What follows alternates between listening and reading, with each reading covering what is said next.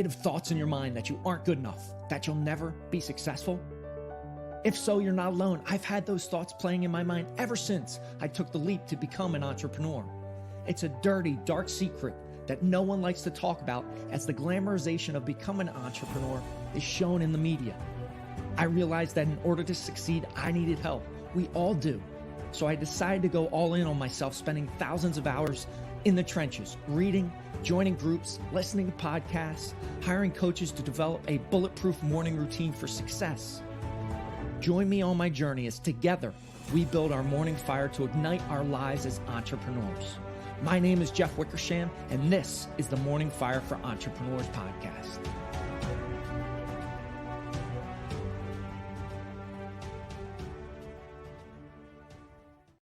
Welcome to the Morning Fire for Entrepreneurs podcast. I am extremely excited to have Ed McDonough on the show. Ed, welcome to the show. Hey, everybody. Thanks, Jeff. Glad to be here. Absolutely. So let's get into it. Let's do it. We were just talking prior to the show about breathing a little bit. Let's do 3 power breaths. We're going to breathe in, raise our hands above our head. Let's go ahead, breathe in and out. Good. Another breath in and out. Final breath in and out. All right, let's do a power boom. We're going to yell boom, hit our chest in 3, 2, 1, and boom! Boom! There you go. Thank you, Ed. Thank you for playing along. So let's get right into it. Morning habits, rituals, routines are what I eat, sleep, and breathe on a daily basis. What is the go-to habit or ritual that you do every single day that takes you down that path towards success? Yeah, absolutely, Jeff. The first thing I do, and this is like right when I get out of bed, I might hit the bathroom real quick, but I go into a exercise called Qigong. It's a Chinese breathing movement and exercise. It's not a martial art, but many martial arts are based on it. And it's about a 20-minute routine. The style that I follow is called Wuji Qigong. Different regions in China have different styles of Qigong. And it just really makes my whole day start off perfectly because I'm balanced, I'm centered, and that energy is just up and pumping, and I'm ready to go. Awesome. And how long have you been doing that for? So I've been doing this for about 20 years. I'm actually a Qigong instructor. So when I first found out about it and got into it, I got trained as an instructor so I could teach others, but also you just learn it better, and just haven't stopped since. That's awesome. 20 years. I mean, imagine the reps you've gotten in and the practice. And I love the power of breathing. And I think it's so automatic that we don't think about it very often. Right. But it can be so powerful to just take some time, a few minutes, breathe in through that nose, center, and that can completely change your state. Absolutely. I like to do a lot of diaphragmatic, breathing as well. So you're breathing in through your diaphragm, when you're doing the Qigong, and it just, right on with you. It just cleans you right out, makes you feel good. Absolutely. So we're going to talk about email marketing and in email. And I love that topic. And I really want to dive into some strategies that can help the audience, because I know just personally, I struggle with consistency and getting the right message out there. So let's get into email marketing. I know you've spent many years in that niche. Email do's and don'ts. Let's jump right into that piece. Yeah, that's a great topic. So, with email, there's really kind of 2 camps on that. The first camp is the newsletter, the information. You're putting out content to your audience. Maybe you're doing that once or twice a month, sharing case studies, news about your business, events that are going on, things like that. Absolutely something everybody should be doing. The don't with that is don't overwhelm people with it. Don't put too much information in it, and don't try to send like 2 or 3 out a week. This is something that you want to do like on a weekly basis. The other style of email marketing is what I call revenue generation email marketing, where the campaign is focused on one thing, and that is going out to your current list of clients, past clients, and prospects, making them sign some kind of an offer, and then getting them to take action on that offer. And the don'ts with that is, don't confuse people. If you're putting out an offer to get somebody to do something, just stick with that one thing. So in marketing, we call that the one big idea, where the email campaign is focused on one thing. getting that offer out to people and getting them to take action. So you don't want to have 10 different links on to 10 different things you do. Just focus on one big idea. And I think confusion, when people are confused, they're not going to buy or go after the offer, correct? Yeah, absolutely. There's a saying, it says, too many choices leads to a confused mind, and a confused mind does nothing. Yeah, I love that. So first step in email is having both of those kind of buckets, right? Mm-hmm. Newsletter, once, twice, 3 times a month, maybe. Don't put too much content in it because, again, overwhelm, confusion. Mm-hmm. And then the other piece is related to making an offer out to your list. How often do you think you should make offers out to your list from an email perspective? Yeah, so let me tell you what we do. We do a 5-part email campaign, and we send it out over a 16-day period, and we do that once a month. Now, the 5 emails are all about the same offer. So what I like to have my clients do is create what I call an irresistible offer. So it's an offer that's only available through this email. It's a limited time offer, so it gets people motivated to take action. And again, it's only about one thing. And the best kind of offer, and I've done millions and millions of tests, is free gift with purchase. So the reason why that works so well is because it generates revenue for the business, but it gives your past client or prospect or even your current clients a reason to take action now. Buy this thing, get something else for free. Buy this package, get this additional coaching session. Buy a 90-minute massage, get a free facial. Things like that. So the free gift with purchase works the best, and doing that once a month or maybe once every 45 days, depending upon the size of your list, is really the best sequencing and time frame to do that.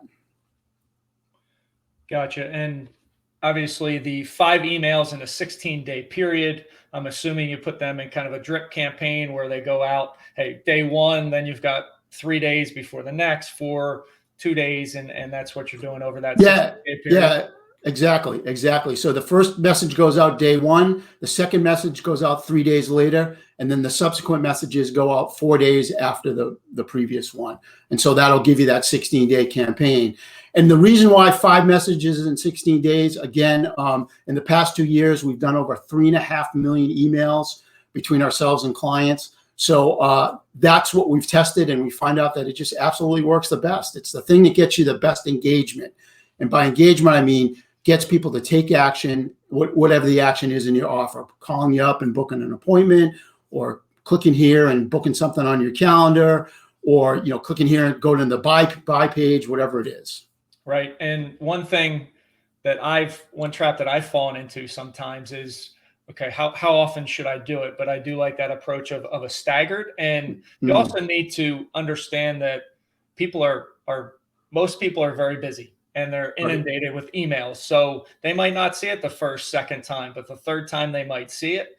And I have had multiple instances where, let's say it's through direct message, right? DM, where I sent something to someone, followed back up. They said, "Oh, thank you for following up with me." So don't believe, if you're watching or listening to this, that the message is actually getting received and you're getting ignored. Many times people are just inundated with messages and emails. That's why the follow-up is so critical in the process. Yeah, Jeff, and let me add to that too, that again, through all this testing that we've done and analyzing the analytics, believe it or not, most of the action gets taken on the 4th message. Wow. So if you never sent the 4th message, you're missing out on probably 50 to 60% of the people that are going to take action. And again, people also take action on that 5th message too. So it's so important to have that sequencing. Absolutely. And 3.5 million email messages, you've got a good swath of data that you've combed through. So I definitely believe that. So, okay. So that's do's and don'ts. That's segmenting off like the newsletter once, twice, 3 times a month, a campaign, 5 emails in a 16-day period. Most sales or offers that are taken are after that 4th email. What about client reactivation, right? Through an email marketing campaign where clients have gone dormant. How do you recommend people go down that road? Yeah, so that's kind of our 5-part 16-day email campaign. It's really just culling out your list. And, so what I like to do is with our clients is take their list, separate their prospects out, separate their past clients out. So we call a past client, it's typically someone who hasn't done business with you in the past 6 to 12 months, or longer, right? So they were a client, now they're not a client anymore. And then take your current clients and call them out. And we're going to leave the current clients out of the client reactivation campaign. And then what we're going to do is determine what is the number one thing that you've sold to your past clients that they've really liked a lot, that we can go back and resell with them and do that free gift with purchase. So we can resell them a past service or product and give them something additional to get them to move to come back to be a client. And figuring that out, figuring what that offer is really the most critical part to this. And then we craft the 5 emails all about that same offer. The emails aren't identical. The first email is, let me give you the formula. What we do in the emails is number 1, we tell them why we're emailing them. Number 2 is we tell them what the offer is. And number 3 is we give them a call to action. So here's how you get the offer. So Tell them why you're emailing, tell them what the offer is, and then tell them what they need to do to get it. And so each one of those 5 emails is just kind of a different version of that. But again, it's one big idea. It's one topic in those emails. It's all about that special offer, that free gift with purchase, and then what they need to do. And this is a short email. It's text-based only. So there's no images, graphics, emojis, pictures of you, your logo, nothing. Just plain text in an HTML email and talking about the offer and the next step they can take. And the reason why we want to do that is because you'll get the highest delivery rate. More people will see your email if it only has words in it and not words and images. And that's a great point to bring up, right? If you want that highest delivery rate, and we all do when we're sending out campaigns or whatever it might be, text only, and that is definitely something that I need to look into. I also love segmenting current clients with past clients, and I use ActiveCampaign as my email provider. Are there any that you recommend or that you have clients leverage? Yeah, so I actually built my own platform. It's called the Quantum Email Marketing Platform. And the reason I built it was twofold. Number one is because we get a much higher delivery rate than using a do-it-yourself platform. And not that there's nothing wrong with any of them. MailChimp, Constant Contact, GetResponse, they're all great do-it-yourself platforms. But they don't give you the delivery rate, meaning the email doesn't get into the person's inbox. People think, I have 1,000 people on my list. I sent that email out to 1,000 people. Everybody at least got it in their inbox. That's not true. Okay, even with my system, that doesn't happen. So that was number one reason why I built my own system. The other reason I built my own system is so that we could do all those tracking of that 3.5 million emails at a much higher and different level than a do-it-yourself platform. So, I think if you're starting out, you don't have something. I'm on a nonprofit, and we use MailChimp for that, and love it. And it's a great do-it-yourself platform. And I'm not affiliated with them, so I don't get any kickbacks or anything. I think if you have something that works, like ActiveCampaign or HubSpot or something, if you have something that you're using, just continue to use what you know and use it, to its greatest potential. That's what I recommend. Yeah, and if you're not aware of the ability to drill down to an email campaign, you definitely need to be seeing what resonates with your audience, drilling into the numbers, how many opens did you get, and then what I love is then you can see who opened it and then go even more targeted towards those ones that opened it, because they're more than likely interested. If it's an offer, for example, they're interested in it.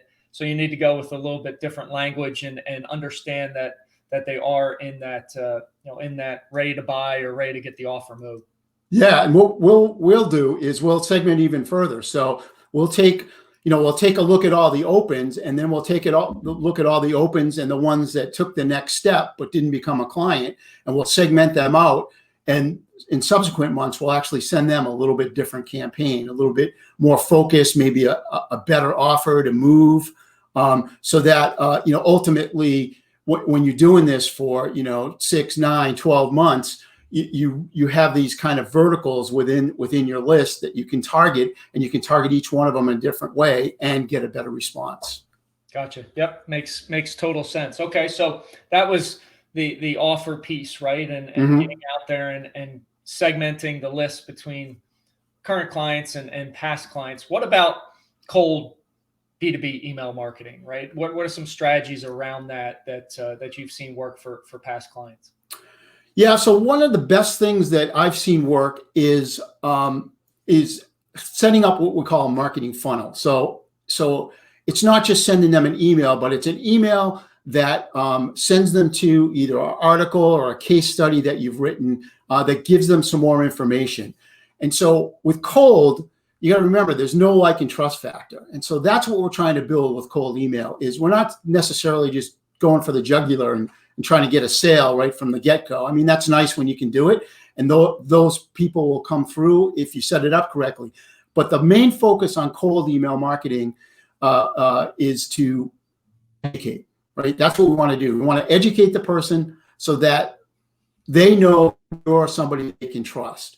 And what you want to do with that is send them, again, a series of articles or education pieces that does one thing. It tells them what they need to do to improve their life or their business or whatever you're selling them, but not necessarily how to do it, right? Gotcha. So you market the why, and then they hire you to get the how. Gotcha. And that's the strategy behind it. But it's always education. Gotcha. I love that. Okay, we did have a question come in. I'm going to bring it up, Ed, and we will answer it. So the question was, what is the psychology behind text-only emails being more effective than graphic-based messaging? Is it dependent on subject lines? Seems counterintuitive, but very interesting.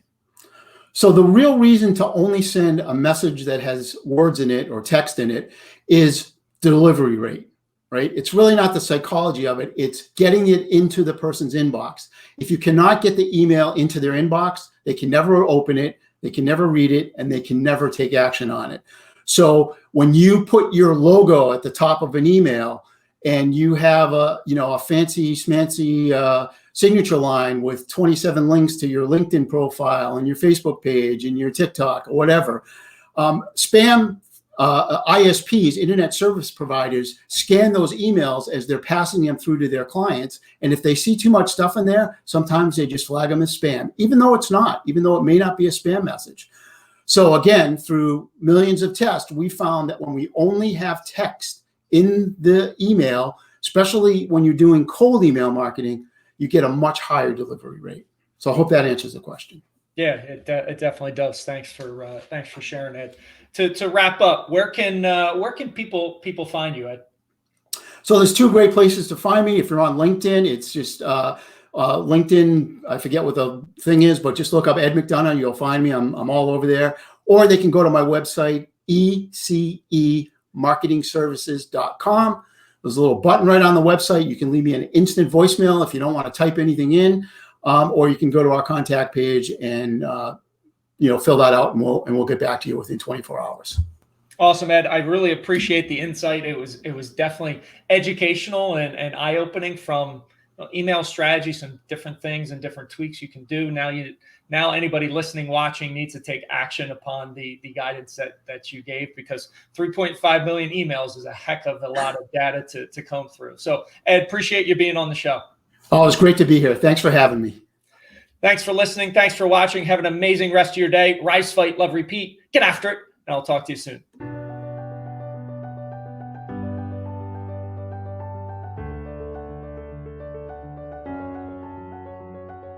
Thank you for listening to the Morning Fire for Entrepreneurs podcast. You now have the knowledge, but without action, knowledge is useless.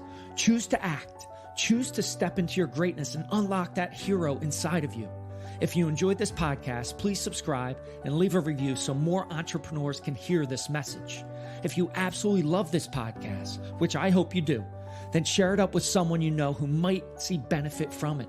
Become that beacon of change, and together we can impact the world.